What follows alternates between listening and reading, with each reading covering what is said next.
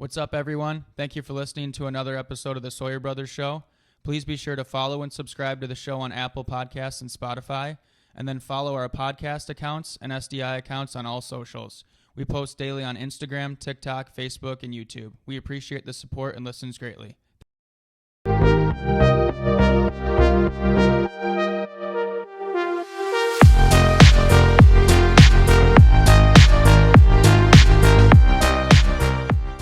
So today we're going to be total hockey nerds. We're about 60 games into the regular season. Just about over a month left in the regular season. NHL trade deadline comes up next Friday. Next Friday, right? Mm-hmm. So we'll just play a couple games. We looked up some trivia, some questions, and just kind of talk about NHL and hockey stuff to get started today. So to start the episode, we want to talk about three different topics that have kind of been the headlines of the NHL the last couple weeks and kind of give our takes on them. So first off, in a game a couple weeks ago, there was an opportunity for a player named Ridley Gregg, who is of the Ottawa Senators. Ottawa and Toronto are both rivals, and with under a minute left, Ridley Gregg got a puck on a breakaway on an empty net and took a slap shot into the net. Easily could have just skated in and probably shot it nice and soft, but he took a slap shot. After that, Morgan Riley of the Toronto Maple Leafs decided that wasn't cool and went over and got into his face and kind of cross-checked him into the face even, caused a little scrum. Morgan Riley ended up getting a 5-game suspension. Ridley Gregg got up and skated off the ice and was fine and played the next game. So I'm asking you, first part of the question is, do you think the slap shot is warranted and okay? And the second part of the question is, do you think Morgan Riley's response was warranted and okay? The slap shot is something I would have never done as a player. It's not that it's right or wrong necessarily. I would have never done that. And I would probably be, in most scenarios, relatively upset if one of my players did it. However, I do love the competitive part and playing with passion, and sometimes you have to do things that are gray area to spark some energy for your team, especially in a rivalry. Obviously, the Leafs are significantly better than the Senators, but they are the Battle of Ontario, and it's two huge hockey markets. And so because of that, and it's a young guy trying to make a name for himself, I understand why he did it. I think that it's fine that he did it. But it's not necessarily something that should be acceptable in every single scenario, in every game, every teams, every player, like that type of thing. I think and on the same side, a reaction from Morgan Riley, I think is warranted and it makes sense. Cross-checking a guy directly in the head, that's not acceptable. But if he would have went over and just grabbed him or slashed him or something like that, I don't even think it would have been blown on I don't think it would have even got the attention that it did. If he would have just done a normal thing and just shoved him or even just grabbed him or slashed him, that type of thing, like cross-checking someone in the face or just going straight at someone's their head or their face, that's going to get a reaction no matter what in today's world. Well, let me ask you this. As guys who do cheer on the Leafs, obviously the Wings number one, but the Leafs are a big team that we cheer on. Would you be more upset at Morgan Riley to go cross-check him or not to go touch him at all? Exactly. This again comes down to the same thing I just said about the Senators. If it was any other team, any other player, any game, it's not like a blanket statement where it's always consistent. The Leafs, I want to see a reaction at this point because they have been they are so frustrating to watch sometimes because they just rarely have a reaction. It's like they just don't stick up for themselves. They don't stick up for their teammates. They just keep playing, and I understand it's 2024, and you don't want Austin Matthews to fight someone and then break his hand, and then he's out, or he's in the box for 5 minutes and he can't do anything. And all those guys, like him, Marner, Nylander, all of them. But at a certain point, everyone snaps. Even I snap, and I was not a fighter. I was not scary to someone, to say the least. But at a certain point, you snap. And I would rather be a guy that's going to go out there and protect my teammates and sacrifice for my team versus just like have no reaction ever, and then my team's wondering, and our fan base, if it's the NHL, is wondering like, do you even care? Because that's what irritates me about the Leafs sometimes. Is you look at them and it's like, yeah, I love that you're so composed. That's something that I want all of my players to be. That's something that I constantly, pride myself on and focus on myself. But you do need to show some energy every once in a while, and you need to show some of that compete every once in a while. So I don't know. It's been a super like polarizing thing, and it's been a difficult thing to like figure out my thoughts on, and even listening to all kinds of different analysts that are way more in the know on all that stuff than me. It's been a weird scenario. But either way, ultimately to sum it up, I think the slap shot and the response from Riley, they shouldn't be that way in every single game. Like, it shouldn't be a blanket statement to say that they're always acceptable. But I do understand why both of those things happened that game. Andrew had the right and proper approach that I probably do deep down agree with. But the bold statements that I have is I absolutely love both of them. I was like, all right, if you don't want Ridley Gregg to take a slap shot on empty net, don't let him get a breakaway with an empty net. Like, that's just the truth of it. And in all honesty, a guy goes and does that to your team, you better go get into his face and do something and cause a problem. I wish he would have tackled him. So the bold statement is I love them both. One thing to add on that, Mitchell Gallia, who did it in high school, he has a better version of that, because not only did he take a slap shot on the empty net, he then skated past the opposing team and sallied right in front of their bench. So right in high school. Again, I would not have done that, but his was better. That was awesome.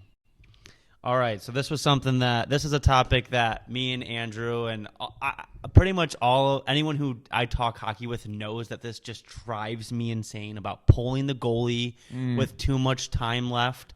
So personally, if there is over 2 minutes, I very rarely do I see there ever being a point to pulling your goalie. So I'll let Andrew give his opinion on when you should pull the goalie or not. But I want to give a scenario that just happened in the NHL. So Patrick Waugh is the coach of the New York Islanders, and they were down 3-0 with 10 minutes and 45 seconds left in the game, and they pulled their goalie about, I don't know, I think it was 17 seconds after he pulled the goalie. They came down and got scored on right away. I think it's a hero move. I don't think you need to pull your goalie with over 2 minutes, let alone 10:45. Is Patrick Waugh creating something that might be used in the game, or is that just silly? I think that one was silly. Griff is obviously, like he said, very against pulling the goalie in most scenarios. Right when I saw the tweet about Patrick Waugh, that scenario, I immediately sent it to Griff and knew it would just, ruin his day. But I do I don't like pulling the goalie with that much time left. That's too long. I think that's one of them where your players are even looking back at you on the bench being like, dude, what did you just do that for? Why are you doing that to us? But overall, I like pulling the goalie more than Griff does. But that one was too long. I don't feel as passionate about this topic just because, I do think that the goalie should be pulled more often and earlier than Griff does. But it is interesting how coaches in today's hockey, just based off analytics, they pull the goalie way earlier and way more often. So, like I said, this irritates Griff way more if it's too early. Griff, let's hear your thoughts on I think it was so silly. I think, like I said, very rarely do I think you need to pull the goalie. I mean, even in your game the other day, a playoff game, I think there was I think there was 2:45 left, and I'm like, please. We were up by 2. You were up by 2, and I was like, please pull the goalie, to the other team. They pulled the goalie. I'm like, okay, we're good. All my fear left because I'm like, scored, and then they scored to win 4-1. I'm like, just pulling your goalie with this time left, man. I just don't love it. I will say the thing about pulling your goalie, and I'm not speaking to NHL coaches right now. I'm speaking to youth coaches or about youth coaches. They don't know how to talk. They don't know how to teach or coach the goalie being pulled. You can't just pull your goalie on every face-off dot. There's certain parts of the ice that make sense for the goalie to be pulled. If your team is breaking the puck out, that is a good time. You have possession of the puck. If you feel that your players can advance the puck up the ice and get it in deep and have possession, if it's an offensive zone face-off, obviously that's the standard way. You got a minute and a half left. You get the offensive zone draw. You call a timeout. You pull your goal. You get 6 out and 5 out at the face-off. But beyond that, your players have to be aware of it, and you have to they have to have a different philosophy when they're on the ice. I see so many times that a goalie's pulled in a youth hockey game of any age, and there's just 2 guys just going at the puck, and the other 4 guys are just standing there picking their nose. It's like if the goalie's pulled, there has to be 3, maybe 4 guys just jumping all over the puck. And that's on the coaches. They need to teach them that. That's what I'm saying. And obviously, I can feel my voice totally changing because I'm more passionate about that. Because it just drives me nuts. Like a goalie will be pulled, and all 4 of the 6 guys on the ice, sometimes 5 of them, just stand there and just wait for the puck to get to them. You can't wait for the puck to be given to you unless your team has the puck. Go get it. Outnumber them because it's very simple. You have more players on the ice than them. Win the battle. Then when you get possession, spread out and take advantage of the 6 guys. But you can't just have 3 guys or 4 guys spread out waiting for 1 or 2 guys to get the puck. You have to go at it and get it. All right. So last topic before we touch on some teams. So Patrick Kane has 28 points in 27 games. He's at a point per game with the Detroit Red Wings so far. I remember when people, even just a couple months ago, when people were saying there's rumors of him coming back. They're like, "Oh, he won't be able to do anything. This hip surgery in the past has not allowed players to be successful. All these things." Well, Showtime still has it. So, he just got 2 of the nicest game winners in overtime the last week. So my question to you is, although he is old, he has proved himself that he can still compete. Should he be technically the biggest free agent this summer that everyone should go after? Yeah, he is still Showtime. The most Showtime thing, arguably, well, I can't say that. He scored the game-winning goal in the Stanley Cup final. One of the most Showtime things he's done in recent years in regular season. I'll leave it at that because that's not pushing too hard. It was yesterday, on Sunday. He's playing for the Wings. He goes back to Chicago. Chicago does a whole, obviously, very classy, do the tribute video and the whole thing, and he does a few laps, and it was just crazy. The crowd's going nuts. And then he scores the game-winning goal in overtime, and as he's skating on the celebration, he's just saying, "Showtime, Showtime, Showtime." That is... That's rock star. That's all it is. He literally looks like he's 21 years old, just hasn't even experienced anything because he's just so pumped. When in reality, he's 30, 35, 34 years old, won 3 cups, has accomplished pretty much anything that a hockey player ever wants to accomplish, and he still just skates around yep, I know. It's Showtime, baby. It's funny. There's a clip.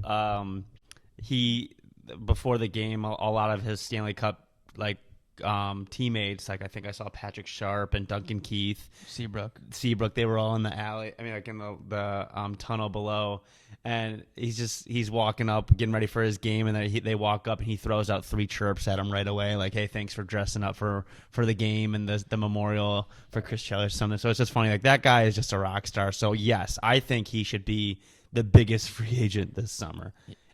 And who would have thought a month ago that Patrick Kane would be the biggest free agent this summer? Well, and so I know we're going to touch on some team stuff in a minute, but that's a big thing with Pittsburgh because, a lot of things that people have thoughts on is should Pittsburgh be buying or selling at the trade deadline?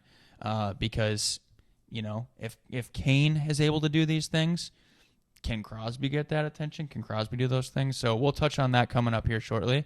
But it is, Kane has been a great addition for Detroit, and I wonder, it'll be interesting to see what happens this summer for him because I think there'll be a lot of teams that want him because he's just totally shown that he is nowhere done yet. The show will still continue going on.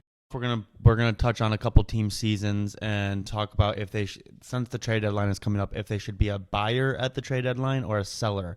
So what that means is that if a team in the NHL is really good and they think they have a chance to win the cup, they want to become a buyer. It means they go out there and buy some good players at the deadline to make their team better. Or if they don't think they're good enough and they're kind of like borderline, they want to sell players to try and get players that are better for the future. So I'm going to give you a team, and we're going to talk about if they should be a buyer or a seller. So first off, the most intriguing team that everyone wants to talk about when it comes to playoffs is the Toronto Maple Leafs. So the Toronto Maple Leafs are third in the Atlantic right now. They kind of secured a playoff spot, but they also are in a division with two of the powerhouses of the East, the Florida Panthers and the Boston Bruins. Do you think they should be a buyer or a seller this trade deadline? I've battled with myself on this one the same way I have for probably most of this season with the Leafs. Ultimately, I do think they should be a buyer. They should be trading to pick up assets. I don't think they should be doing any major trades this year. But I do think adding a defenseman, maybe another depth forward would be good.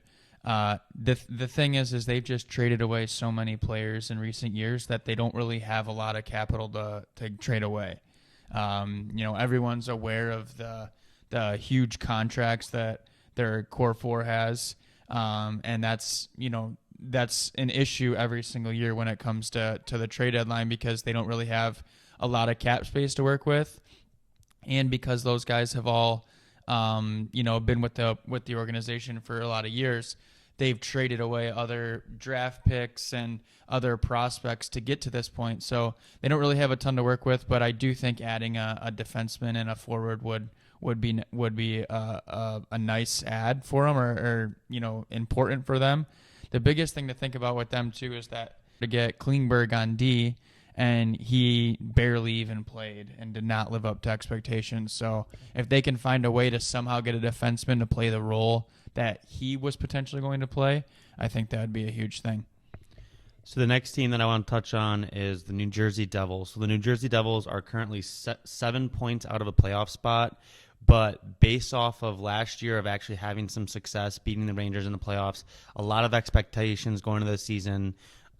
Things aren't going good for them. Obviously, they were playing with some injuries the last few months, but now that they're getting their roster back, they're still just not winning games. The fans are chanting "Fire Lindy." The teams are upset they can't get a stop. Do you think they should be a buyer and make a run this year, or a seller and kind of be more conservative this year? I'm not as familiar with their draft picks and their prospects in their system. But I mean, when you've got the core players they have, they're all pretty young. Heischer, Hughes, those are obviously young guys that are going to be around for, a while. So if they can, make some trades similar to the Leafs, make some trades and just, some minor additions to help the team, I think it'd be good. But again, really kind of overthrowing and doing a full overhaul, I don't think is necessarily the way to go, because if they get rid of a whole lot of young guys, that could ruin the next handful of years. And with those young guys leading the way, I wouldn't want to give up too much to throw off what they could be doing in the next couple of years. I don't know if this year's the year for them to do that. So you're saying a seller? Yeah. Or really just kind of maintain, buy, but see what they can do. Yeah. All right, so we got a couple more of these. So a team that is very interesting is the Pittsburgh Penguins. So they brought in Kyle Dubas this year, who, as we know of his history as a GM, likes to make a lot of moves at the trade deadline. The reason why Pittsburgh's fun to talk about with this situation is because they have Sidney Crosby, Malkin, Letang, who are probably on the back nine of their prime of their careers, right? They have a goalie who's been playing pretty decently well, and they have a roster that is still they're about 5 games back from anyone else, so they don't have as many games played, and they're still about 9 points out of the playoff spot. So, do you think they should be a buyer and try and get the most out of their 3 studs' careers, or be a seller and push for maybe next year or the year after, for hoping for just a couple more years of those top guys? Might be the toughest one. I really have no idea. I'm glad I'm not Kyle Dubas, to be honest, because he went in, he traded for Erik Karlsson to add to those 3 guys, along with the rest of the roster, but those 3 older guys who have obviously had a lot of success. And I am very glad I am not in that position because I have no idea. Ultimately, as a fan and as someone who wants to see excitement in the NHL, I think them trading away some of those players would create a lot of excitement for the rest of the NHL, just because picturing Sidney Crosby in another jersey than the Penguins is obviously a scary thought for Pittsburgh fans. But for the rest of the league, it'd be super exciting. Not necessarily because I don't like seeing him in Pittsburgh. We're actually going to Pittsburgh in a few weeks, and we'll see him play, hopefully. But I don't know what they can expect out of the roster they have. I mean, they're the total opposite of what I was just saying about New Jersey. They have guys that maybe they shouldn't make any huge trades this year because maybe this year's not their year because those guys are also young. Where Pittsburgh, I mean, Crosby won his first cup. Malkin and Crosby and Letang won their first cup almost 20 years ago. It was 16 years ago they won that, or 15 years ago technically they won that first cup. They went to the final 16 years ago. So I mean, they accomplished what they wanted. They drafted Fleury, they drafted Crosby, they drafted all these guys. They did what they wanted to do. It's difficult to move on from those things, but I don't know. I really, like I said at the beginning, I'm glad I'm not Dubas. What do you think on this one? Would you say buyer or seller? Here, okay. As a GM of the team, I would say, I guess in both scenarios, I would say sell. Yeah. But I don't know what progress you can make right now. I think it might need to be a summer total rebuild thing, because if you're talking about trading away those guys, that's what I was going to say. So let's say that I know this isn't going to happen, but could you imagine the return on a Chris Letang or a Malkin or a Crosby? If you sold two of those guys, you would be setting yourself up for top picks and prospects for the next 10 years. Mm-hmm. So in the big picture, I wonder what the talks are of, hey, what about we trade Letang or Malkin or, people don't want to hear it, Crosby. Can you imagine the return, or Carlson? So I don't know. I think if I had to say, I would say they got to be a seller. Unfortunately, I think the East is too good. I mean, let's just say they do get into the playoffs. The first team they're going to be playing is the Rangers or the Bruins. So it's all right. Here's my updated answer, because you kind of gave made me think about it like that in the proper way. If the GM's job is to set the team up for success for the future, not just this year, they should trade those players. Yeah. I don't know if they can get those trades done within the next 10 days or whatever. It might need to be a summer thing, or a rebuild the whole thing in the summer. But if the job is for the future, they need to trade them away. If all they're concerned about is just literally one more year this year, then they should be buyers. But I mean, Dubas, I don't think he's thinking about just this 1 year. I think he signed that 6-year contract or whatever originally. So even if it's around that time period, like you said, I mean, you can do a lot. If someone, I don't even know what the return would look like on Crosby. If you said Sidney Crosby is on the market, I don't even know what that would be in return. Nobody knows, but it's going to be a ton. Yeah. And then if you add in Malkin and Letang in that, and Erik Karlsson, that's what I'm saying. So you could set your team up for 10 years. Mm-hmm. All right. So this next one, there's two more scenarios I want to talk about. And this one, I'm just going to group in 3 teams, and I'll answer this one. So we have the Nashville Predators, who are currently the second wild card spot, the St. Louis Blues, who are just outside a playoff spot, and the Minnesota Wild, who are just outside of a playoff spot. So for these 3 teams that are borderline playoffs, I would say all 3 of them need to be sellers. And the reason I'm saying that is because usually, I don't know, I'd say the last few years, the Eastern Conference has kind of been had all the juggernauts going into playoffs. And don't get me wrong, they still have a couple of the top teams. But these top teams in the West this season are dominant. Honestly, I wouldn't be a seller trying to get into the playoffs as a wild card spot, having to play Dallas, Winnipeg, Colorado, Vancouver, Vegas, even Edmonton. So I would say all those teams kind of need to be sellers because, if you're in the Western Conference this year, it's going to be a tough road. Like, we're going to be seeing some incredible series in all 3 rounds of the Western Conference. So I would say all those teams need to be sellers. Anything to touch on that? No, I think you summed it up. I think the only thing I'll add, if I think this year the West is more like top heavy, and like the difference between their wild card versus the top 2, whatever teams is much wider. Versus if you're thinking about the East, there's much more. They're much more competitive. Like the wild card, I think could win this year on the East, but not on the West, and those types of scenarios. All right, so last one. Patrick Kane just came out in an interview and said that he thinks that this Detroit Red Wing team can beat any team in a 7-game series. And if there's anyone out there who knows what it takes to win a 7-game series, it's 3-time Stanley Cup champion Patrick Kane. The Red Wings are currently in the first wild card spot, and they are up 8 points into a playoff spot. They're in the first wild card spot. I don't know if they're going to catch Toronto, Florida, or Boston, so they're probably going to be a wild card spot if they make it. They have Daniel Sprong left on it. This is his last year on his contract. Patrick Kane last year in his contract. David Perron. We don't know if they're going to sign all 3 of those guys or be able to afford all 3 of those. Do we think they should be a buyer or a seller?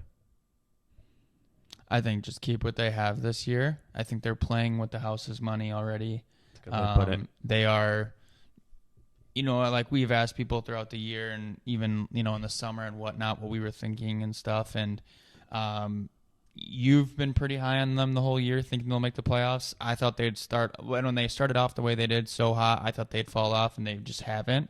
So I think even if they're playing meaningful hockey, like last year in the summer, we would have all pretty much been happy with that. The fact that they're borderline going to make the playoffs, and at this point, I think they will make the playoffs. Mm-hmm. But I think just maintaining what they have is what they should do. I don't think that, this is their year to win the whole cup necessarily. But I also don't think that they should just trade away those players because maybe they do get in and then you never know what happens. Patrick Kane says there's a reason Patrick Kane didn't say we can beat anyone. He doesn't mean we can win a 1-game series against anyone. But playoffs, as we all know, 7-game series, a lot can happen in that time period. So if they get into the first round and they go into 7 games in the first round they lose, I think that's a success for this year, a major success. Because every one of those players just got huge playoff experience, and they can build for the future, and they didn't trade anything away. So I think maintaining what they have, not even being really active at the deadline, either way, or in either direction would be the best thing for them for this year or for the future. All right, so now that we've just talked about all the teams, I want to hear your prediction of the Stanley Cup final. Edmonton, Toronto. Two Canadian teams? Pretty sure I said this at the beginning of the season, so I don't really want to change it now. And both of those teams have went through a whole lot of different things this year. But I believe it. Edmonton is – I think both of them are one of those things where it's like if you said 5 years ago that within the next 5 years Edmonton will be in the Stanley Cup and win a Stanley Cup, I don't think anybody would be too surprised. Just with Edmonton, it would basically be just because of McDavid and Draisaitl and everything, obviously. Where with Toronto, again, 5 years ago, if you would have said Toronto would be in the Stanley Cup final, I think most people would have been like, yeah, that makes sense if they are. So they've went through a whole lot of different things. They've failed expectations within those 5 years. They haven't done what they could have done throughout that time period. But I think this year could just be one of those years that it just randomly happens for both of them. Even with, Edmonton starting off so terrible and then going on a major streak, and then the Leafs being pretty up and down, they were out of playoff contention for, or in a very tight spot of being out of playoffs, sporadically throughout this year. They've been hot lately, but they've been up and down too. So I think they could both make a big run. And if they do, I know that'll be a huge deal because there hasn't been a Canadian team that's went to the final other than Montreal a few years ago, which was kind of an asterisk because of the whole bubble thing. Or no, that was after the bubble. Yeah, it's after. But it's the Canadian division. The Canadian division, so it's kind of different. But still, like, we haven't had a Stanley Cup champion from Canada since it's 93, right? Montreal, 93. Yeah. Mm-hmm. So it's been a while. So I want to say Detroit and Vancouver.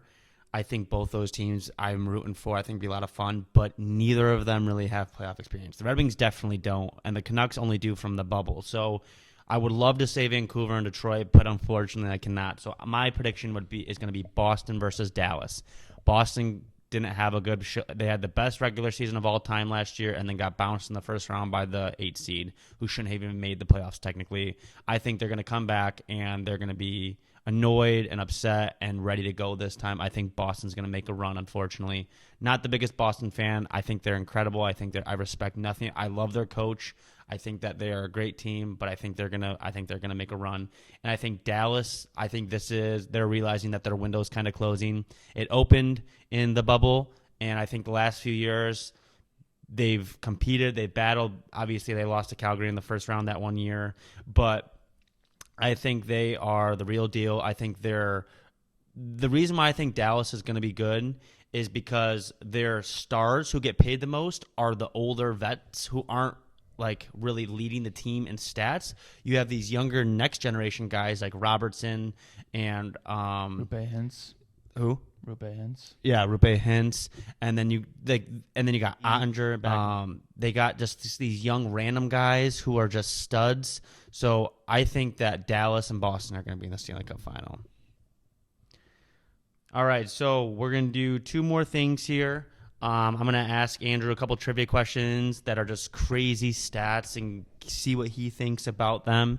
And then we're going to do a basic trend that we see all over social media these days where we rank these players without knowing who's coming next. All right, so for the trivia question, we always hear about the Iron Man streak for the player Phil Kessel. I think he had, 1,000 games or something like that. So the Iron Man streak for a goalie, it was done by Glenn Hall, and it started in 1955. So when we say the Iron Man streak, how many games in a row did they play? So without having to miss a game. Iron Man, because Iron Man's strong, they can play as many games as they want. So for Glenn Hall, did he have over or under 250 games in a row? 250 games in a row. Do you think he played over 250 games in a row or under 250 games in a row without having to miss a game? I'm going to say under, but even 250, I mean, like, if you play, 3 games in a row in today's game, it's like talked about. They talk about it if a goalie plays 3 out of 4 games. I'm going to say under, but, I mean, the way you're looking at me, I think it's probably over, but that's just outrageous. So not only is it over, it is double that. Glenn Hall played 502 consecutive games.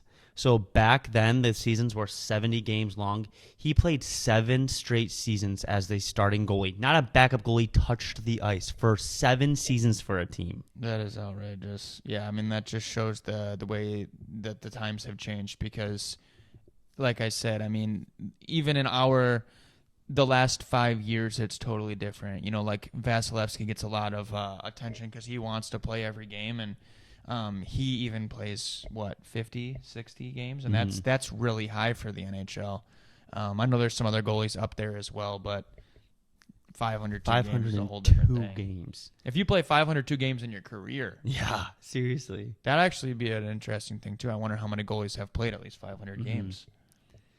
All right, so the next one. So Bobby Orr holds the record for the best plus-minus in a single season with 124. So a plus-minus is if you're on the ice for your team's score, that means you get a plus. If you're on the ice for the opponent's scoring, you get a minus. So Bobby Orr holds the record for the best plus-minus in a single season with 124. His career plus-minus is 582, just insane. So what I'm asking you is, does he hold the record for the best plus-minus, or does someone else have a better than him? For his career? Yeah. What is it, 500 something? He has 582 plus minus. Do you think he holds the record, or does someone else have one better than him? I think he's got to hold it. I mean, if I'm considering that it's a super high number and that he's obviously regarded as one of the best players by a lot of people, and even some people of that time period think he is the best player of all time. So I would say he is the highest. So Bobby Orr is actually in second place by a lot even. Larry Robinson, who played for the Montreal Canadiens and a few other teams, had a plus-minus of 722. He was out there for 722 goals, more than he was getting scored on. Yeah, like that's just not including even power play. That's just crazy. 722. You want goals, you're putting Robinson out Yeah, there. clearly. That's amazing. All right, so last trivia question here. So most points by a rookie in a single season was done by Teemu Selanne in 1991, 1992 while he was with the Winnipeg Jets. So a rookie, remember, like rookie points is really impressive in today's world. Like people were talking about Connor Bedard getting 30 to 40 and everyone's like, oh my goodness. So did he have over or under 120 points? Most ever by a rookie. Over or under 120 points as a rookie? It's got to be under. It's got to be under. 120 is. He beat it. He had over 120. He had 132 points as a rookie. Could you imagine watching that guy play in today's game, getting 132 points as a rookie?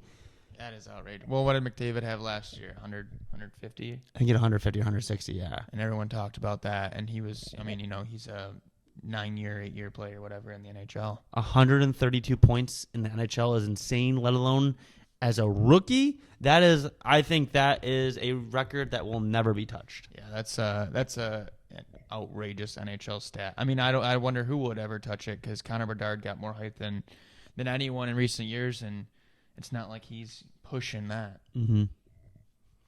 All right, so this last thing, it's pretty fun. So we see it on all various topics of like food and like places to travel. So like it's called Rank These Players. So I give Andrew 5 players, one in order, and he has to rank them 1 through 5, but he doesn't know who's coming next.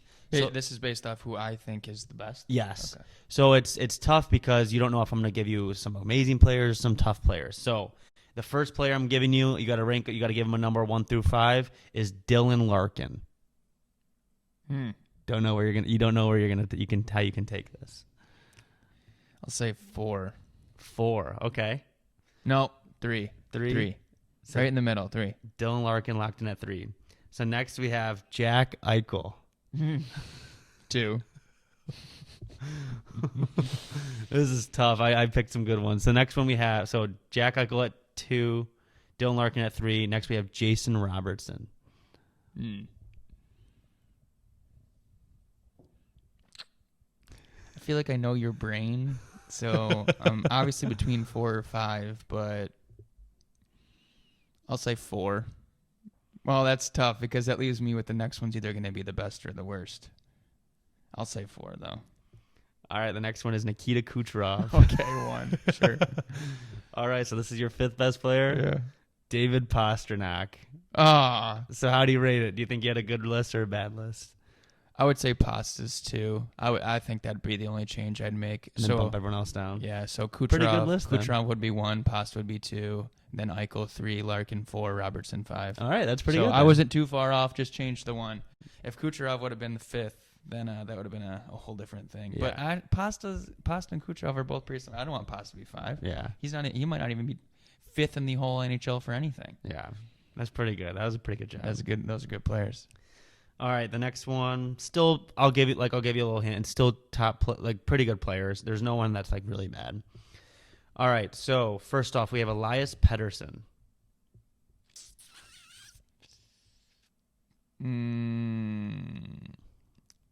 3 again. No, I'll switch it up and keep it fun. No, I gotta go with 3. I'm not trying to keep this fun for people. I'm trying to be logical. I think 3 is a safe bet there. Next one, Austin Matthews. 1. Nice. All right. No hesitation. Pettersson at 3, Matthews at 1. Next we have Alexander Barkov. Oof. You're either going to limit yourself or... I think he should be ahead of Pettersson, but I don't think he should be 2 because I think someone else... I guess I'll go 4. 4? So leaves me at 2 and 5. Mm-hmm. Yeah, so Barkov will go 4. Artemi Panarin. 5. 5? 5. Oh, Mhm. the last one is Travis Konechny. So that was Yeah, flip those, and that's pretty. I think that list, you That flip those, and that's pretty good. Yeah, that's Konechny would be 5. But Konechny plays so hard that you gotta love what he does. Oh, 100%. So if it was a ranking for the guys that play the absolute hardest and that you don't want to play against, He'd probably be 1. Konechny could be 1. Yeah. But as far as just best players, talent, and all that included, Mm-hmm. I think that he'd probably be 5. All right, so the last one, I'm really curious on your answer for the first one here. So we're going to do teams. So 5 teams. Best teams right now. Best teams right now. So the first team is the Detroit Red Wings. 4. 4? Yeah. Because I mean, if I'm doing simple math, if there's 32 teams, 4 would put us, they're not yet 20 something. The next is I don't know, because they'd be early low 20s because they're borderline playoffs. So I would say that I guess high teens, low 20s. that's fair. So 4. All right, the next one is the Toronto Maple Leafs. Trying to decide between logic or emotion. I'll say 2. 2. Next one is the Vancouver Canucks. 3. Dang, that's a good list. I don't think Vancouver's 1, even if they win every game the rest of the year. I don't think they're 1. I don't think they're better than the Leafs. All right, well, you just dominated the list because next we have the Columbus Blue Jackets. 5. And the last team is the Colorado Avalanche. That's 1. You did a very good job with that did one. well Good with that job. one. Yeah, thank you. Those are good teams. Okay, so I'll throw Griff on the spot here. I just did this pretty quickly. So I'll do Wings players that have played for the Wings in our lifetime, but are no longer playing for them anymore. So like from, I don't know, the earliest one is like probably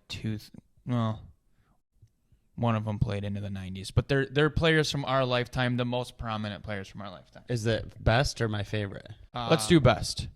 Okay, so 5 players. Henrik Zetterberg. There's only, I don't know if there's only 1, maybe 2 guys that can go ahead of him, so I'm gonna put him at 2. Okay, that's good. Danny Cleary. This is no disrespect to him, but there's just so many legendary wings, so I'm gonna say Danny Cleary's 5. You want him on every team. Oh, 100%, yeah. Okay, Lidstrom. He's number 1, Mr. Perfect. If you can give me a best player of all time list, he's in my top 6, 7, 8. Like, he's up there. Best defenseman of all time, he's definitely top 3 or 5. Like, he's number 1 for sure. So we got Lindstrom at 1, Zetterberg at 2, Cleary at 5. Okay. So Holmstrom. Because basically what you need to decide right now is, do you think that I have 13 on the list, or do you think I have no 13 on the list? This is basically just an analysis of my brain for you right now. Well, Holmstrom was so valuable, but I think I got to put him at 4. He was so valuable. There's one of the best players of all time in front of the net, but I have to put him at 4. Yeah, you did the right thing. Datsuk's 13. 3. So, yeah. but even with Would that, you put Zetterberg over Datsuk? over Datsuk? Yeah. I mean, like team-wise, they accomplished the same things. both low draft picks. The only thing different was Datsuk was on the he won one more cup than Zetterberg. Cool. Well, we told you at the beginning that we were going to be hockey nerds for this episode, and that's definitely what we lived up to. So if you're still listening, you're definitely a hockey nerd as well, and we appreciate you guys listening. We have some pretty cool stuff coming up. We have a few trips planned, and let's just say we're going to be crossing off some NHL bucket lists within the next month, and seeing some cities and teams that we've never seen. So we'll have obviously a ton of that content coming up soon. But thank you guys for listening as always, and we'll see you next week.